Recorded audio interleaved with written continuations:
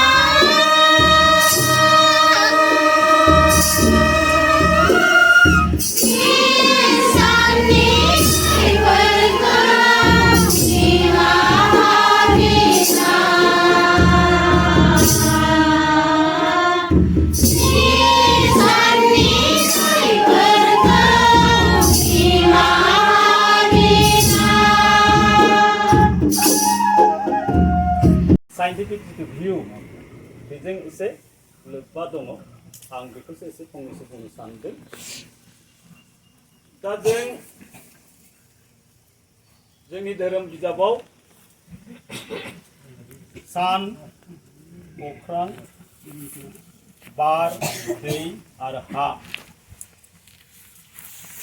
बेखौ बे मोनबा तत्वखौ लानानैनो बाथौ जादों होननानै जोंनि धोरोम बिजाबाव लिरनाय दङ। बुंदों बेनि जे बेखौ जाय सोरजिदों बेखौ जों नुनो मोना जोंनि नोजोराव जों नुनो मोनाखै जों बेखायनो बे सोरजिगिरिया नुवाथारि आफा बोराइ बाथौ होननानै बेखौ बुंदों बेफोर तत्वखौ नोंथांमोना बयबो मिथिगौ दा बेनि सोमोन्दै आं बुंनो सानाखिसै दा बे हा बार दै अख्रां आरो सान बेजों जोंनि जिउआ बोरै लोब्बा दं बे खोथाखौसो एसे जों बुंनो सानदों जों मानसि हिसाबै जिब हिसाबै जों थांना थानांगौब्ला जोंनो गोहो नांगोन जोंनि देहाया जितु गोहो बे गोहोखौ मोनाब्ला जों थांनानै थानो हाया माब्रै जों जितु गोहो बे गोहोखौ बहानिफ्राय मोनो जों दहाय भुपेन सारा बुंबाय जों बारनिफ्राय मा मोनो अक्सिजेन मोनो बारा जोंनि जिउखौ फोथांना लाखिदों बार नङाब्ला जोंनि जिउआ थांना थानो हानाय नङा बेनिफ्राय बुंदों दैया जाबाय जोंनि सोलेरखौ फोथांना लाखिदों जोंनि देहा थै मोदोम बे जुदि गैयाब्ला जों मानसि माहारि बा जिब माहारिया मालाबाबो थांना थानाय नङा दैजोंबो जोंनि लोब्बा दङ दै नङाब्ला जों थांना थानो हाया बार नङाब्ला जों थांना थानो हाया बेनिफ्राय सान बे सानखौ बुंदों जे गुतै मुलुगनि विश्व ब्रह्मांडनि गाहाय गोहो शक्ति एनार्जी बे एनार्जिया मानो सान नङाब्ला लाइफाङा आदार सोमजिहोनो हाया आदार लाइफाङा सोमजियाबा जों आदारखौ जों बहानिफ्राय मोननो गतिके सानाबो मोनसे गोहोनि बाख्रि सोर्स अफ एनार्जी बेनिफ्राय हा बे हाया मा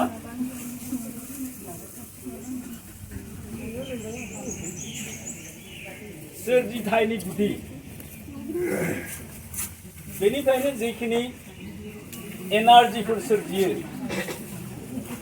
एनार्जी मीन्स एनार्जिया जाबाय मा शक्तिया जाबाय मा जोंनि आदार बे आदारा मा जोंनि हानिफ्राय जों आबाद मावनानै जाफोर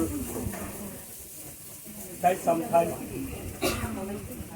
सोमजियो बेखौ जों जानानै जोंनि जिउखौ फोथांना लाखियो बेनिफ्राय अख्रां बे अख्राङाव गोबां हाथरखि हालाफोर दङ आरो बे हाथरखि हालाया जोंनि बुहुमखौ थि जायगायाव दोननायाव मदद खालामगासिनो गतिके बे अख्राङाबो मोनसे जोंखौ फोथांना लाखिनायाव मोनसे गोहोम दङ गतिके बे मोनबा गोहोखौ जाय सोरजिदों बे निस्सय खम गोहोनि जानो हाया बे जादों आफा बोराइ बाथौ अबंलावरि सोरबा बुङो इसोर सोरबा बुङो गड सोरबा बुङो आल्लाह नङा होमबा बे जाबाय मोनबा जिथु तत्व जों बाथौआ जायखौ जों बे मोनबा तत्वखौ जों जेब्लाबो जों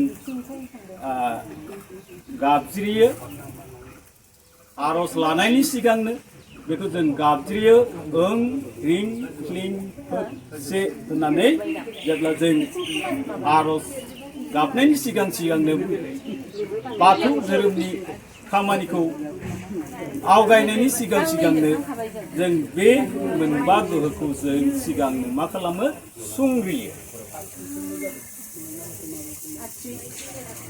दा बेखौ सोरजिगोन जाय सोरजिदों बेनो जादों मा अबंलावरि इसोर बा बाथौ बोराइ बे खोथाखौ जों मिथियो दानिया बे जिथु तत्व बे तत्वखौ बयबो मिथियो बेखायनो आं बारा तत्वनि सिङाव आं एसे हाबनो गोसो जायाखिसै नाथाय दा बे मोनबा गोहोखौ जों जेब्लासिम थागोन